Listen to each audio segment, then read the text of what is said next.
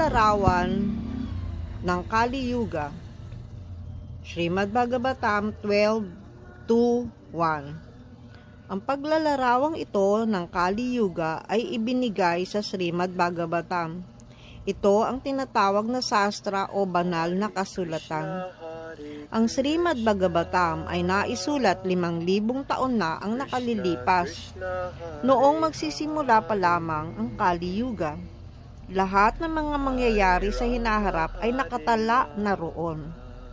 Ang sastra ay banal na kasulatan kaya't ito'y tinatanggap natin bilang totoo.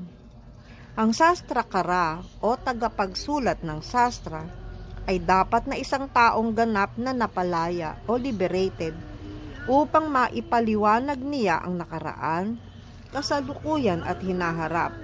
Sa Srimad Bhagavatam, makikita mo ang napakaraming bagay na inihula noon na mangyayari sa hinaharap. Halimbawa, binanggit dito ang paglitaw ni Panginoong Buddha. Gayon din binanggit din ang pagdating ni Panginoong Kalki. Pati ang pagdating ni Panginoong Chaitanya ay isinulat din doon. Kahit pa naisulat ito 5,000 taon na ang nakalilipas. Trikalajna o ang mga banal na taong ito ay nakakaalam ng nakaraan, kasalukuyan at hinaharap. Kaya patungkol sa Kali Yuga, si Sukadeva Goswami ay naglalarawan ng mga pangunahing palatandaan ng panahong ito. Ang unang sinabi niya ay, araw-araw ang pag-usad ng Kali Yuga, ang mga sumusunod ay unti-unting mawawala. Mga prinsipyo ng relihiyon, katotohanan, kalinisan, kapatawaran, habag,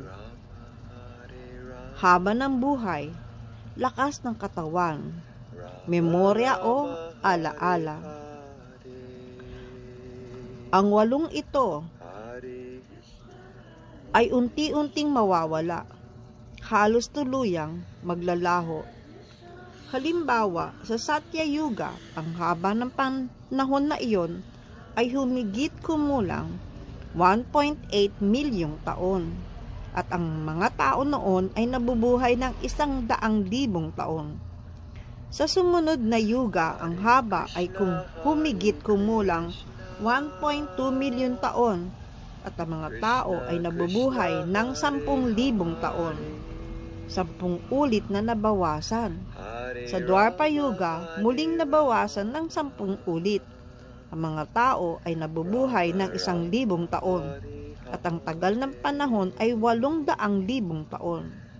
Ngayon, sa Kali Yuga, ang limitasyon ay 100 taon.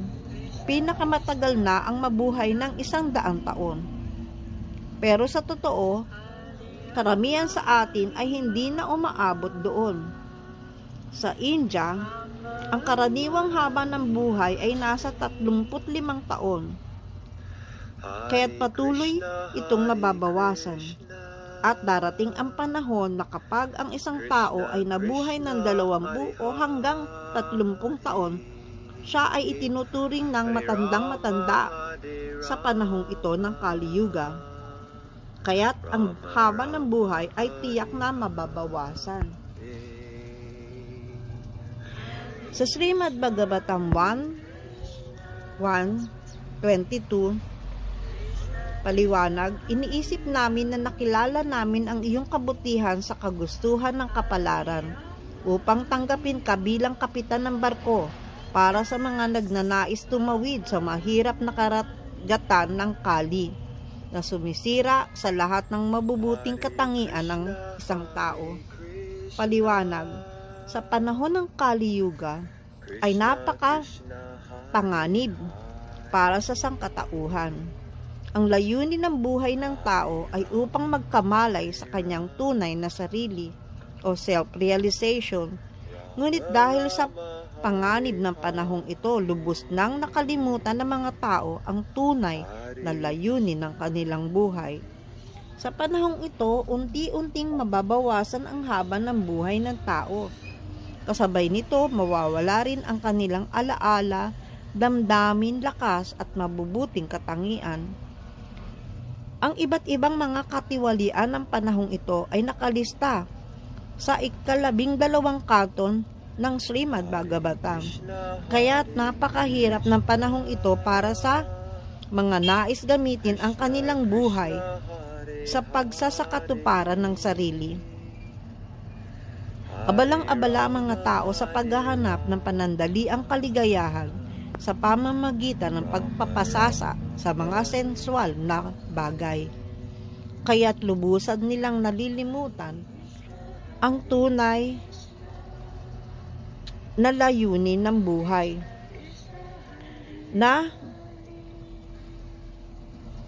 hindi nila mauunawaan na ang maikling buhay na ito ay isang sandali lamang sa ating mahabang paglalakbay tungo sa ganap na pagkaunawa sa ating sarili o self-realization. Ang buong sistema ng edukasyon sa panahong ito ay nakatuon sa pagpapasasa sa mga pandama. Kaya't ang isang matalinong tao ay pinag-iisipan ito. Makikita niya na ang mga kabataan ay sinasadya ng dalhin sa katayan o slaughterhouse na tinatawag na edukasyon. Dahil dito, ang matatalinong tao ay kailangan maging maingat sa panahong ito. Kung nais niyang maitawid ang mapanganib na karagatan ng Kali Yuga, kailangan niyang sundan ang mga yapak na mga pantas ng Nai Misaranya at tanggapin si Sri Sutta Goswami o ang kanyang tunay na mga kinatawan bilang kapitan ng barko. Ang barko ay walang iba kundi ang mensahe ni Panginoong Sri Krishna sa anyo ng Bhagavad Gita at Srimad Bhagavatam. Haribol.